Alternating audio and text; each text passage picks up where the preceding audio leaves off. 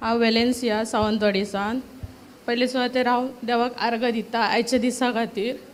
हांव अर्दे गेली आनी म्हाज्या गाडयेचे ब्रेक काम करिना जाले।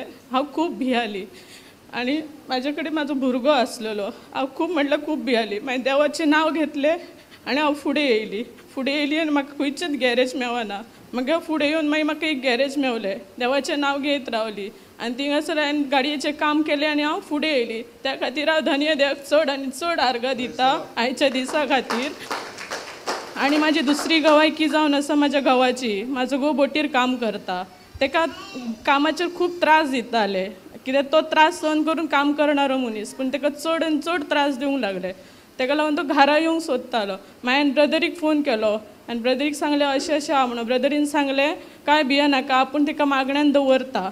आनी थोडे 2 दिसांनी ताका कामाचेर त्रास दिवचो कमी केलो आनी जे त्रास दिताले ते बऱ्या भाशेन ताच्या वांगडा उलोवंक लागले आनी बऱ्या भाशेन ताच्या वांगडा रावंक लागले।